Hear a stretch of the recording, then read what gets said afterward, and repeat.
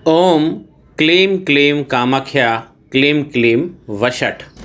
माता कामाख्या का ये मंत्र है।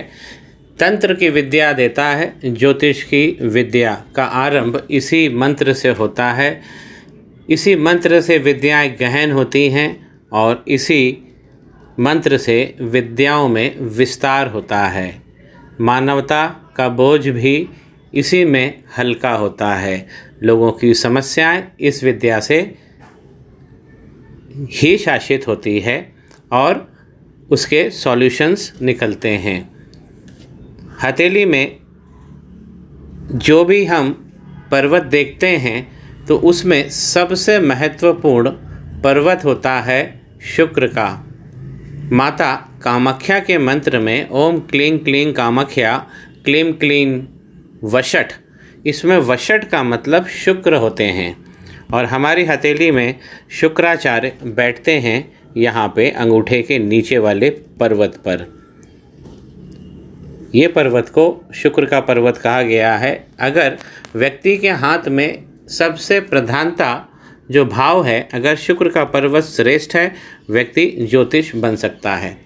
और जो लोग ज्योतिष बने हुए हैं, अगर माता कामाख्या का ये मंत्र करते हैं, मैंने जो बताया, विद्या गहन और विस्तार पाती है।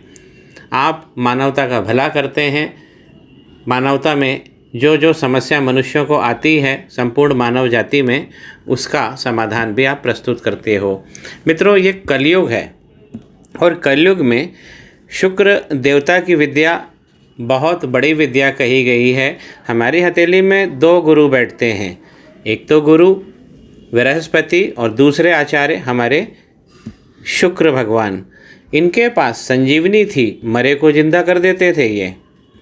तो शुक्र का पर्वत कैसा हो? बहुत अच्छा, अगर ढला हुआ है और उठा हुआ है, इस पर अगर दिव्य साइन बने हुए हैं, दबाने से कोमल प्रतीत हो जाए, तो ये प्रधान ग्रह हैं जो ज्योतिष विद्या को प्रदान करते हैं जातक को।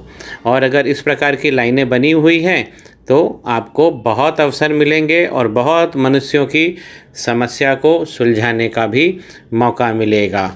और भी पर्वत अच्छे होने चाहिए मित्रों, लेकिन शुक्र की प्रधानता होनी चाहिए।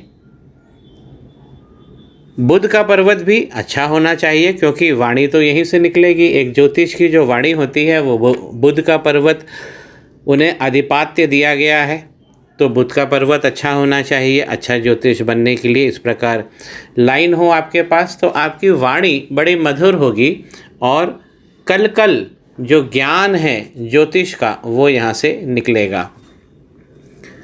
चंद्रमा अगर आपका अच्छा है तो इससे एनालिसिस पावर, एप्टीट्यूड, देखिए ज्योतिष विद्या को जानना एक अलग चीज़ है, समस्या को पढ़ना एक अलग चीज़ है। फिर जब आप उपाय देते हैं तो वो उपाय देना ज्योतिष के लिए बड़ा कठिन होता है, क्योंकि कुंडली देखकर वो विवेचन विवरण तो कर देता है, लेकिन अब जब अल्टीमेटली आखिर में जाके अंतोगत्वा उसे जब उपाय देना होता है तो उसे उसकी ज्योतिष की मन की शक्ति बहुत मजबूत होना चाहिए। और मित्रों, मैं ये कहता हूँ कि अगर ये 3 पर्वत आपके अच्छे हैं तो आपके गुरु भी अच्छे ही होंगे, क्योंकि ये शुक्र का पावर है, इनको आचार्य कहा गया है। कलयुग में इस विद्या को बहुत अत्यंत महत्वपूर्ण माना गया है। विद्या प्रासंगिक है। सतयुग में, त्रेता में, द्वापर में मनुष्यों को इतनी समस्याएं नहीं थी, ना शरीर की, शारीरिक जिसे हम कहें, या जो प्रोफेशनलिज्म हम कहें, व्यापार की, लोग सुखी हुआ करते थे। लेकिन कलयुग में बहुत सारी समस्याएं हो गई है और इस समस्या को निपटाने के लिए शुक्र की ताकत लगेगी ही लगेगी, ज्योतिष शास्त्र की विद्या को लगेगी ही लगेगी। ज्योतिष विद्या को जब हम पढ़ते हैं और उसे समझते हैं, एक चीज़ मैं बता दूं मित्रों कि पढ़ने के पहले जितने भी ज्योतिष हैं सब ठोकर खाए हुए होते हैं। तब जाकर उनको ये विद्या हासिल होती है। तो मन की शक्ति बहुत अच्छी होना चाहिए, आपकी वाणी अच्छी होना चाहिए, और शुक्र पर्वत ही योग बनाएंगे आपका ज्योतिष की ओर, जिसे हम कहते हैं एस्ट्रोलॉजी। जब एस्ट्रोलॉजी गहन होती है तो तंत्र का प्रवेश होता है, और तंत्र का प्रवेश जिसे हम ऑकल्ट साइंस कहते हैं, उसकी रेखा यहाँ गुरु के पास होती है। गुरु और शनि पर्वत पर ये जो रेखा होती है, जब ये रेखा गहन हो जाती है किसी के हाथ में, तो एक ज्योतिष पक्का ज्योतिष बनता है। एस्ट्रो साइंस और ऑकल्ट साइंस, ये दोनों मैंने साइन आपके हाथ में बताए। तो ये विद्या है और ये अच्छा है शुक्र, तो आप ज्योतिष बन सकते हैं। कोशिश कीजिए। मनुष्यों की बहुत समस्याएं हैं, आपको मौका मिलेगा। और सबसे बड़ी बात है कि आप जहां जाएंगे आपकी आज्ञा का उल्लंघन नहीं होता है, सिद्धियां आपके हस्तगत होती हैं, और आपको अवसर देते हैं भगवान कि मनुष्यों की समस्या को सॉल्व करें, उसका समाधान करें। मैं फिर बता दूं मित्रों कि ज्योतिष की विद्या इस कलयुग में बहुत अत्यंत महत्वपूर्ण है, बहुत प्रासंगिक हो चली है। रामचंद्र कह गए सिया से, ऐसा कलयुग आएगा, हंस चुगेगा दाना घुन का, घुन लगा हुआ दाना वो चुगेगा।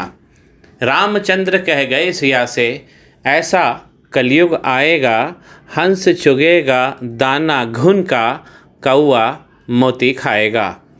तो ये समस्याएं हमारे जीवन में आएंगी। आगे राम जी बोलते हैं, जो होगा लोभी और भोगी वो जोगी कहलाएगा। रामचंद्र कह गए सिया से, ऐसा कलयुग आएगा। मंदिर होगा सूना सूना, भरी रहेंगी मधुशाला। रामचंद्र कह गए सिया से। और आपके अंदाज की बात करता हूँ मित्रों। रामचंद्र कह गए सिया से, जिसकी होगी लाठी, भैंस वही ले जाएगा। शुक्र को मजबूत करिए, ये लाठी है कलयुग की। अगर शुक्र मजबूत हो गए, प्रारंभ में मैंने जो आपको मंत्र बोला है उसको मस्तिष्क में गहन कीजिए। ये कलयुग की लाठी हैं भगवान शुक्र, उनको नमन। ओम शू शुक्राय नमः। जानकारी आपको स्पष्ट हो, श्री गणेश करें। पाम ब्लॉग को सब्सक्राइब करिए।